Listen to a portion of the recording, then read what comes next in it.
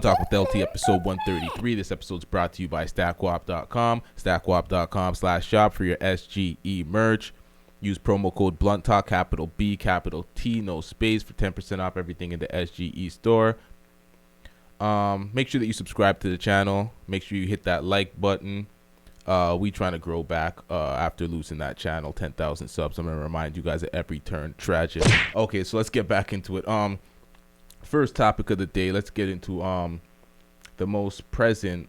It seems like social media is trying to play up and push for this beef, and it's like, yo, okay, let's get into it. Let's watch the video and react. It's Kevin Samuels and Dr. Umar Johnson sending shots back and forth via their platform. So basically, Kevin Samuels sends a shot on his platform during a broadcast when a girl requested for him to speak to her like Umar Johnson speaks to the black women in the community, and he wasn't going for that. And let's just watch the video and then react to this.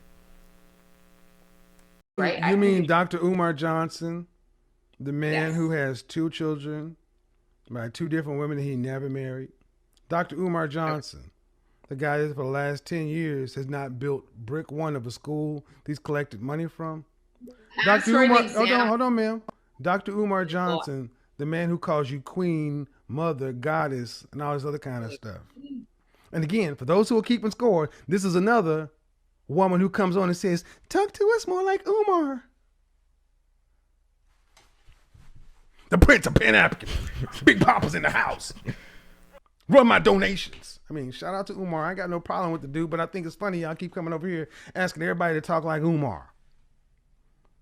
Queen Mother God, Cocoa Butter, and sea moss gold and shit. And some of them claim to not even like me. So why are you quoting my material and not referencing me? You obviously watch me.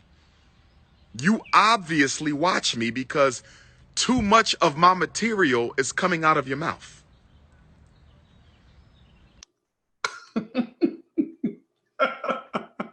Okay, so that's Kevin Samuels part of the discussion. There's a little bit of Dr. Umar Johnson's rebuttal in there, but this is Dr. Umar Johnson's full video. He was speaking on Instagram Live, and he took shots, so this is it right here. Let me pull this up. I'm going to speak power and strength into our beautiful African sisters. That's right. I'm going to build you up. And what makes it so bad about these so-called life coaches, some of them actually regurgitate a lot of Dr. Umar talking points. People send me clips. People send me clips of some of these YouTubian opportunists, so-called life coaches, and I'm seeing some of them quote me verbatim without giving credit to their source. And some of them claim to not even like me. So why are you quoting my material and not referencing me? You obviously watch me. You obviously watch me because too much of my material is coming out of your mouth. It's a whole group. There's at least 12. I think I've counted 12 different YouTubian beta male wannabe life coaches that are out there slandering black women, attacking black women, degrading black women. I count about a dozen. I'm going to call them the dirty dozen of division. The triple D, the dirty dozen of division. There's about 12 members of the dirty dozen of division, 12 beta males, YouTube life coaches who are trying to build a platform by making black women feel bad. I don't like it. I can't appreciate black men trying to make $1 off of making black women feel bad. And unfortunately, our black women, some of them are so thirsty for validation that they're participating. They're participating in the attacks and slander against the black female community, and that's not acceptable. That's not acceptable. Okay, so there's a lot here.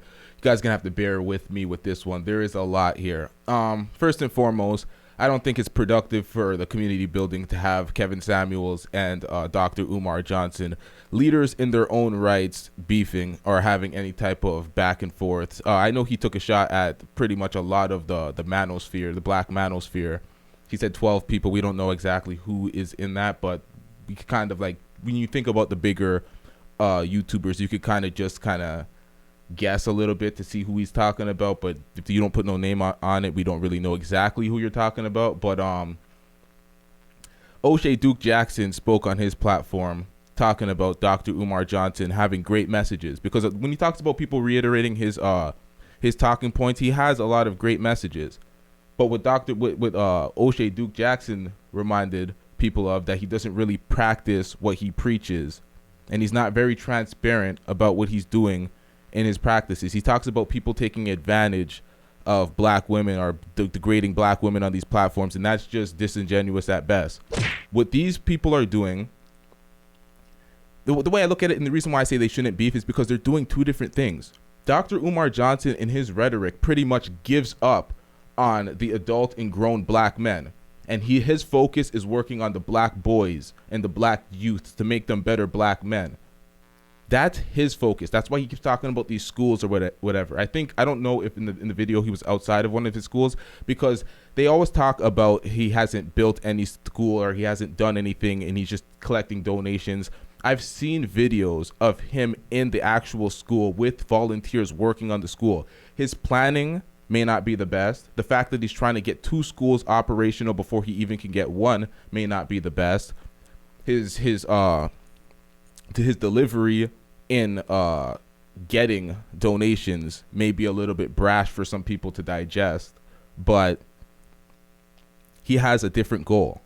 Kevin Samuels and a lot of these people in the manosphere are trying to build. It's like, okay, Kevin Samuels' page was built off of working. It was a men's channel. It was working on the men, making the men do the work. And then he recently made a move to speak to the women and holding women accountable.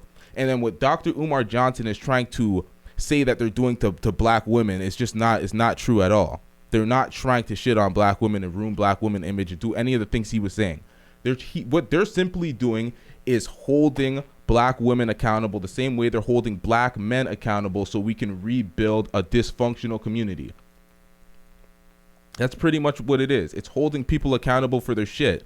And if their shit stinks, it may look worse. And a lot of these people call in and self-participate because they're trying to get their shit together. And if it looks bad to the public and it's like, oh, these people have this problem, well, they're here to work on it. They're here to be accountable and to rebuild.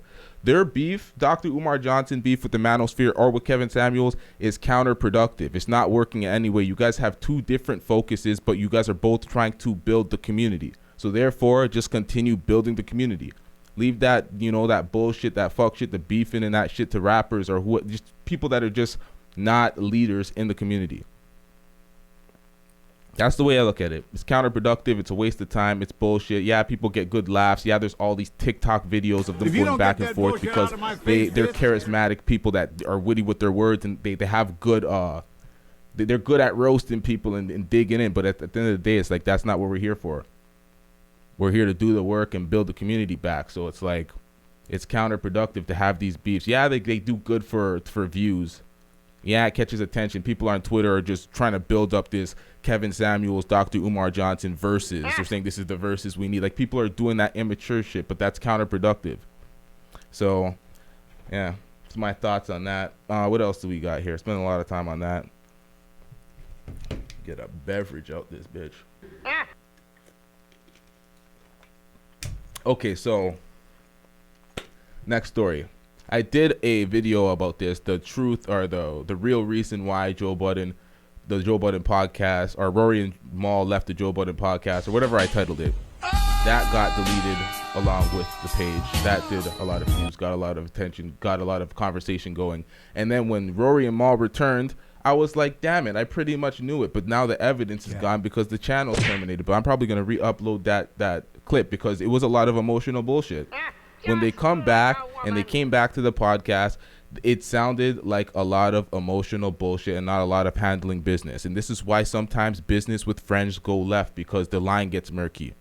They were talking about what does Joe owe them and X, Y, and Z. And I was listening to the conversation. I'm like, do you guys, it's like when I listen to it, it's like they really, really let academics get in their head in the way they perceive things.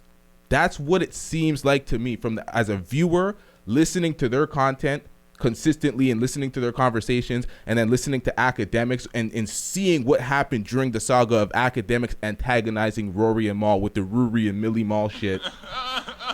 Calling them employees and blah blah blah, and then seeing it play out in the dynamic, in the respect dynamic, and they want to act like, oh, this is something we build, we're a part of it, you're a 33%, like they're trying to act and misrepresent the podcast, and we all know what it is. You guys are friends, you guys are part of the team, the chemistry works, the show is good, but you guys are ultimately employees for Joe, and it's like, that's not a bad thing, it's just the fact of the situation. Joe started a new podcast with Ice and Ish, the replacements, while they were gone, because that podcast in that month that Rory and Mal were gone picked up a lot of steam. People were liking the conversations that they had because Joe is a creator. Joe takes Joe anywhere and brings a cast of people and has conversations with them, and the shows work. They're good. He had the show on Revolt. He had the State of the Culture. He had the Pull Up. He has these things. Joe talking to people ends up being good conversation and entertaining television, or whatever the fuck you want to call this shit. So they started the show. It's Patreon only. I think Rory and Mal need to get out of their feelings. Yeah, they add value in their own way to the podcast, but really and truly, they stopped the business. Parks understood this. This is why Parks was with Joe. I said a lot of this shit in that first video. Got a lot of likes. It got a lot of views. It got a lot of pushback. Got a lot of debate. I showed a lot of sources that I referenced, and people were like, "Oh, you don't listen to podcasts," because I took all the angles. And I'm like, "Please, you guys don't know how to do research." If you don't get that bullshit out of my face, bitch. You know, it is what it is.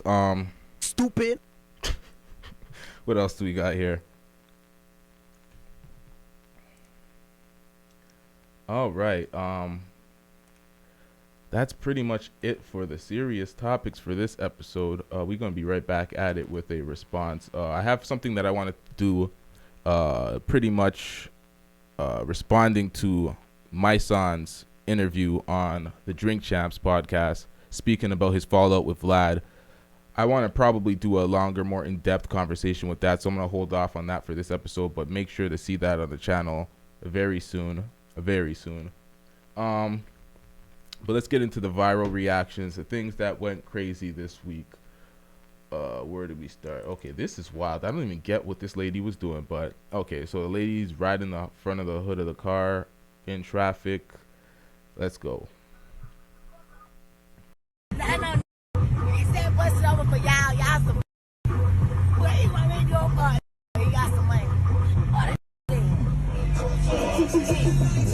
This sound like art to the stage. This sound like Freddie with the braids. Jimmy the pre baby money in the game. But in the case, Make Tony ass. Y'all see we gonna get out and get back in. Bro. What the fuck? What the fuck? What the fuck? Man, go, bro, go. Keep up with them. Please keep up with them, bro. Please keep up with them. Come on, bro. Oh my God. Oh my God. Oh my God. Bro, what the fuck? Bro, what the fuck? Bro, please keep up with them, bro. I got to see. Bro, what the fuck? He's swinging there too, bro. What the fuck? What the fuck? Fucking. Okay, so nobody was hurt in the filming of that video. They successfully made it to their location unharmed. Everyone was good. But that is wild. What is the point of that? Was that girl? She was super turned. She was on something. She was on something. That went wild. It's trending.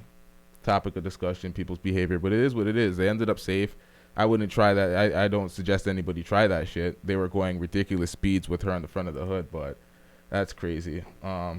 Yo, these times people just want to live and go wild a little bit. So the things that people are doing, the videos that are coming out right now are extra Stupid. extra crazy. What else do we got here? Okay, this one is someone going wild in the club, because when people are able to go out in these times right now, they're going wild, because it's like the suppression of just being stuck in a, you know, I don't want to say certain terms because they trigger certain things, but let's get into this video.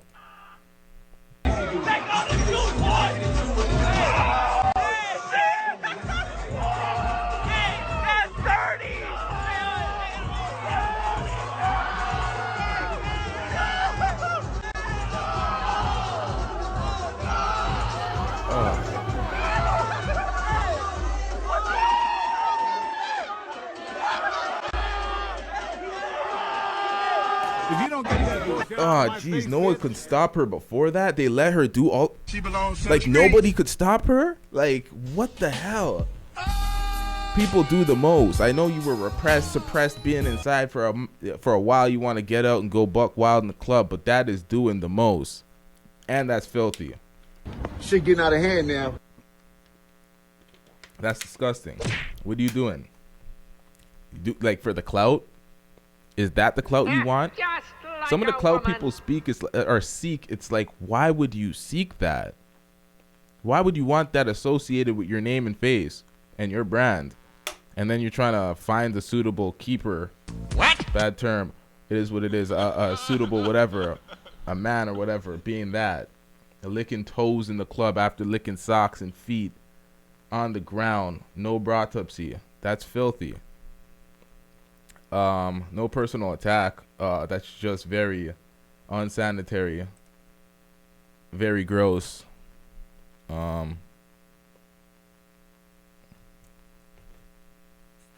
Yeah. All right. That's pretty much it for this episode. Nice and short. We gonna be right back at it probably tomorrow with another episode. Make sure that you subscribe. Make sure that you share the clips that you fucks with. Make sure that you like the clips that you watch or whatever. Support the podcast. We building back. Subscribe to the Patreon if you want all the uncut material, because there's a lot of uncut material that is not safe for this platform. So it will be on the Patreon, patreon.com/blunttalkwithlt. Subscribe. We have a low ass fee, bare minimum, the lowest that I could actually put out there, but it is what it is. Our premium content is obviously more, but it is what it is. Subscribe. Yeah.